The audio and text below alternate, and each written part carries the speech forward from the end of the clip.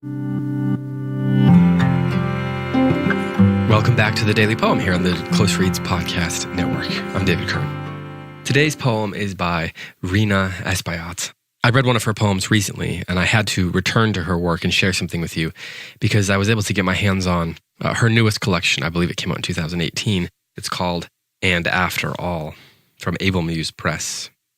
As I mentioned previously, she has published 10 full-length books and 3 chapbooks comprising poetry, essays, and short stories in both English and her native Spanish, and translations from and into both languages.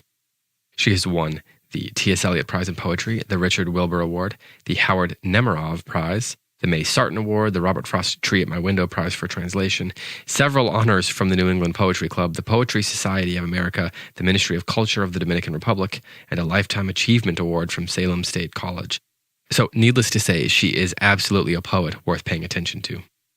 The poem that I'm going to read today is actually the first one from her collection, And After All, and it is called Links. This is how it goes. In this lost moment that the lens once caught, my son turns, bending slightly toward his son, as if to hear more clearly what is not spoken in words at all. Look how each one, the quiet man in blue and the small boy in his red shirt, attentive and aware, is equally at rest. Held by the joy of one another's presence, how the air between them shines with it, as with a glow more lasting than mere day. The child has grown tall as his father now, who years ago outgrew his father, who outgrew his own. An endless chain whose links cannot endure. But this caught moment says it holds secure.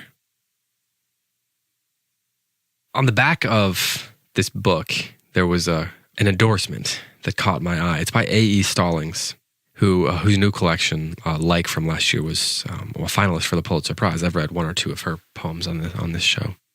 She writes that Rhina Espaillat, more than any living poet in English, gives ordinary language the glow of the sacred.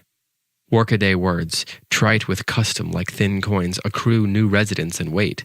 Plain objects are haloed with aureoles like figures in gold mosaics. Saints with their visions used to do this, wave away the veils that separate our shallow perceptions from a deeper reality. But not everyone is granted visions. How much harder it is to use the same words we all use and misuse, the same objects we all touch and ignore, common experiences we dismiss, and by using words with precision, using the serendipity of rhyme and the convention of metrical patterns to give the reader the experience of revelation. Craft is not the opposite of inspiration, Espaillat reminds us. It is the only way to it. You can see why A.E. Stallings is a great poet herself. That's some wonderful prose right there. That's a great review. But I wanted to read that because it gets at the heart of what I love about Rhina Espaillat. I'm not as interested personally at this point in my life, for whatever reason, in poets that are, I don't want to say complicated. That was the first word that sprang to mind, but that's not really what I mean. I'm thinking of poets who are trying to obfuscate things. They're trying to bury things, who are trying to be clever. In some way, all poets are trying to be clever to some degree. But as much as I value, the work of, someone like T.S. Eliot, for example, whose work I really, really admire, and at times I even really love it. At this point in my life, I'm just really enamored of poets like Rhina Espaillat, because I think in a world that is increasingly complicated and my own life is increasingly complicated with 4 kids and being incredibly busy, I'm increasingly thus interested in people who can help make sense of the quotidian, make sense of the everyday. The things that A.E. Stallings is talk about, those workaday words that are trite with custom like thin coins. And I think that a poem like this and the work of Rhina Espaillat does that. I don't mean to say that it's simple. It's not. It's incredibly rich. It's rich in the way that a great pasta dish made by a real maestro of the culinary arts might make it. It could be simple ingredients. Think about I just had an amazing cacio e pepe It's a very simple pasta dish with cheese and pepper, and you're going to have pasta water and all. And it becomes this incredibly delicate, incredibly delicious pasta dish. But it doesn't need to be complicated, but nor is it simple. And that's the way I think about a poem like this. The way it's expressing and exploring and imagining and making sense of the quotidian elements that make up her life, the poet's life. And so many of the poems in this particular volume do that. And then they help make sense of my life. They help me make sense of what I'm experiencing. And I think that one of the great gifts that poets have is to be able to see just what's going on around them.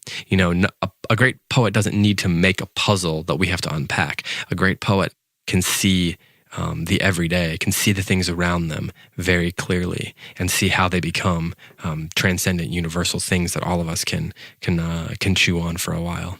to go back to my meal metaphor. So I think that's what's going on here. I highly, highly recommend this collection, and I hope that Able Muse Press will sell out of it when all the many thousands of you who listen to this show go buy it. So please do go check it out. It's on Amazon right now.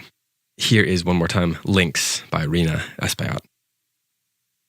In this lost moment that the lens once caught, my son turns, bending slightly toward his son, as if to hear more clearly what is not spoken in words at all.